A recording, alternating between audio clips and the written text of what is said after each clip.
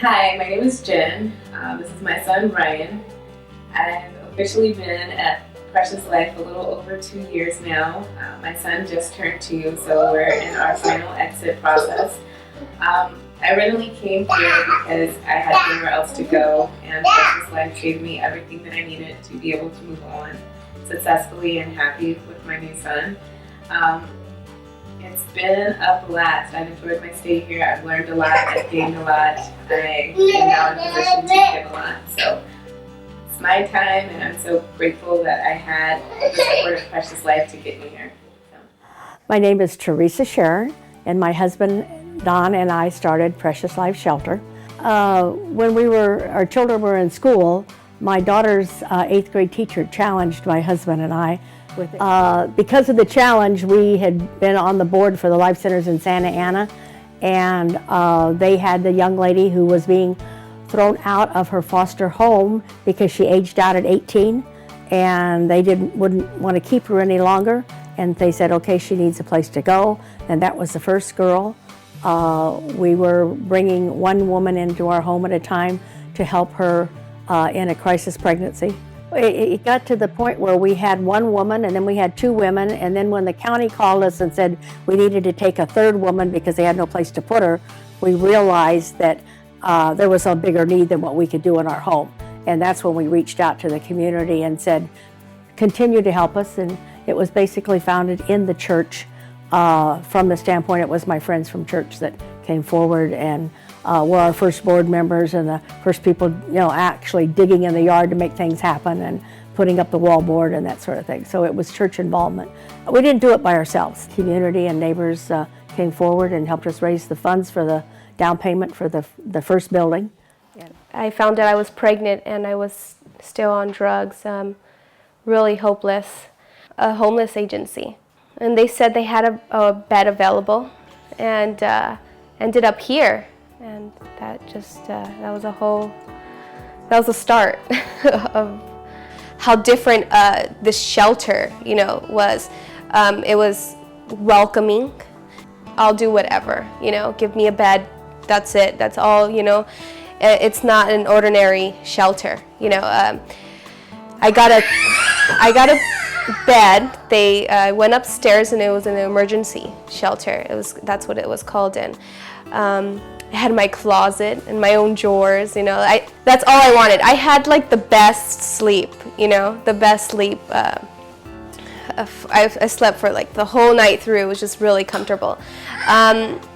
They told me the next day. They told me what I did, turned in cell phones and turned in everything and money and everything I had to do. Go to the CHIP office and put everything over here, start new. They said I have 30 days to do it, and I did it in 15 days, because I wanted to get everything done the first 2 weeks, So after the 15 days, I went to transitional. And I was already 8 months pregnant coming here. So I had classes to attend and meetings and NA meetings and AA meetings and church and Celebrate Recovery. This is so many things they had to offer here. It was just completely, I didn't notice that my life did change right there. Walking through these doors, that's when my life changed. And I was just thinking, like, this is going to take forever. This is going to, okay, this is my life. I'm here at the shelter.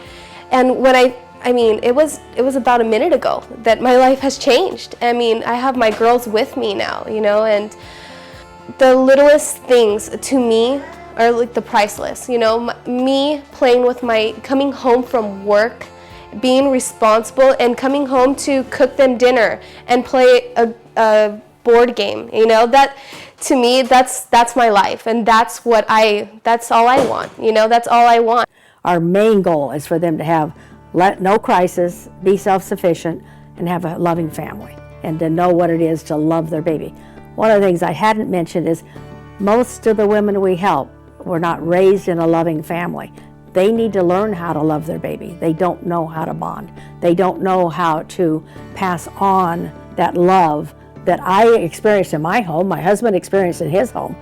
Most of our young women have not experienced that. So very pleased with the way the shelter is right now. We have been so blessed with dedicated people to come forward and help us. I think Teresa Murphy has been probably the best blessing we've had, but in addition to that, we have all the other people that come forward and volunteer and help us out, and we could not have done any of this without community involvement, without the people that show up religiously for 20 years that have come and volunteered for us. I see us helping the women. I see successes. I'm very pleased to see the women. We had a lady come back this past summer, her daughter that was born at our place, 19 years old, and she wanted her daughter to come back and see the place. I am on Facebook with one of those babies that was born in my home, who's now 28 years old and a mother herself, because we have such good people working for us in the dedication. It's more than a job to any of them. They're there and give way over and above what they would ever give in any other kind of a job. So yes, I am very happy. We have always had a very good board that has always been proactive and looking forward to making things better. The board never settles for just humdrum. They are all very active and hands-on and you know, evaluate what's going on and try to make it better. So no, I'm very pleased. I think it's almost exciting to go over there, and I am excited about it. I'm excited about what I see over there. So yes, it's definitely happy. I hope for the future that we'll be able to help more women and more women in more permanent housing. The area that is difficult is that to reunite these girls with family, healthy families, not just any family. When they leave us 10, 15 years from now, they still have a support system. So that would be something that I would like to see us get so that we can encourage good family, healthy relations, or if not a blood family, an adoptive family. We have 10 or 15 years from now, they're not back in another crisis because they didn't have a shoulder to, and we do have, invite the girls to come back if they have a problem, to come back and talk to us about something. But I think family support, I had that, and I would wish for all of them to have family support.